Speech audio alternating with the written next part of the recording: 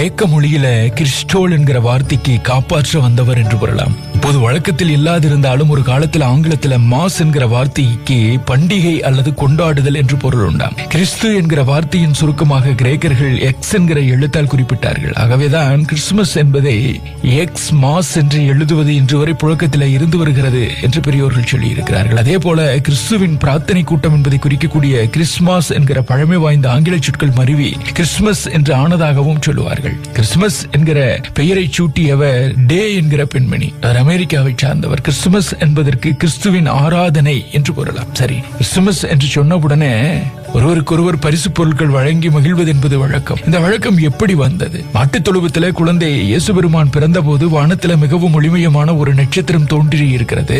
அதனை குறிக்கக்கூடிய வகையில் தான் கிறிஸ்துமஸ் பண்டிகையொட்டி வீடுகளிலே ஸ்டார் தொங்க விடுவது. கிளை நாடுகளிலே இருந்து அந்த ஒளியை கண்ட 3 ஞானிகள் அந்த ஒளியின் மகத்துவத்தை புரிந்து கொண்டிருக்கிறார்கள். உலக மக்களை அறியாமை என்கிற இருளில் இருந்து விடுவித்து அன்பு வழியை போதிக்கக்கூடிய ஒரு புனிதர் அவதரித்திருக்கிறார் என்று அவர்கள் புரிந்திருக்கிறார்கள். அப்படி பிறந்த குழந்தை இயேசுவை ஆசீர்வதித்து பரிசு பொருட்களை வழங்கும் பொருட்டு 3 ஒட்டகங்களில் அவர்கள் புறப்பட்டு வந்திருக்கிறார்கள். தங்கம், நறுமண பொருட்கள் உள்ளிட்ட மிக அரிய பொருட்களை கொண்டு வந்த அவர்கள் அவற்றை வழங்கி குழந்தை இயேசு பெருமானை ஆசீர்வதித்து விட்டு மறைந்திருக்கிறார்கள். கிறிஸ்துமஸ் கொண்டாட்டத்தின் போது பரிசு பொருட்களை பரிமாறிக்கொள்வது இப்படித்தான் ஏற்பட்டது என்று நமக்கு சொல்லி இருக்கிறார்கள். கிறிஸ்துமஸ் தினத்திற்கு முந்தைய தினத்தில நள்ளிரவு குழந்தைகளுக்கு பரிசு பொருட்களை ஒரு மூட்டையில சுமந்து கொண்டு ஒவ்வொரு வீட்டிற்குள்ளும் நுழைந்து கிறிஸ்துமஸ் மரங்களில பரிசு பொருட்களை கட்டிவிட்டு செல்வாராம் கிறிஸ்துமஸ் தாத்தா என்று போற்றப்படக்கூடிய செயின்ட் நிக்கோலஸ் அவர்கள். செயின்ட் நிக்கோலஸ் என்கிற பெயரே சாண்டா கிளாஸ் என்று மருவி இருக்கிறது என்பார்கள். யார் அந்த கிறிஸ்துமஸ் தாத்தா? வட ஐரோப்பாவில் இருக்கக்கூடிய பின்லாந்து நாட்டில வசித்து வந்த ஒரு ஏழை பெருமகனாருக்கு 3 மகள்கள். மூவருக்குமே திருமண வயது நெருங்குகிறது.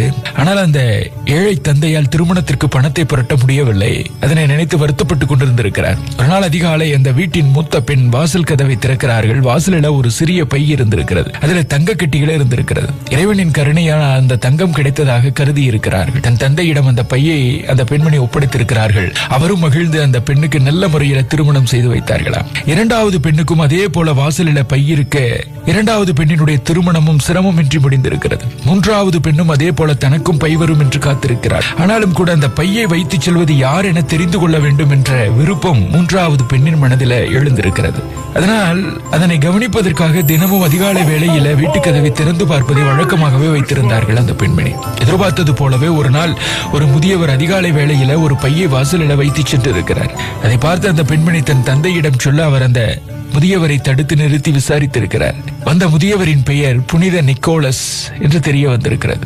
எந்தெந்த வீடுகளில் கஷ்டம் அதிகமாக இருக்கிறதோ அங்கெல்லாம் உதவி செய்வது அவருடைய வழக்கமாக இருந்திருக்கிறது. புனித நிக்கோலஸ் அவர்களுக்கு குழந்தைகள் என்றால் உயிர். கிறிஸ்துமஸ் துவங்குவதற்கு முன் குழந்தைகளுக்கு இனிப்புகளை வழங்கி மகிழ்ந்தவர் அவர். புனித நிக்கோலஸ் என்ற அவருடைய பெயர் காலப்போக்கில சாண்டா கிளாஸ் என்று மாறி இருக்கிறது. கிபி 300ஆம் ஆண்டில அவர் வாழ்ந்ததாக நமக்கு சொல்லப்பட்டிருக்கிறது.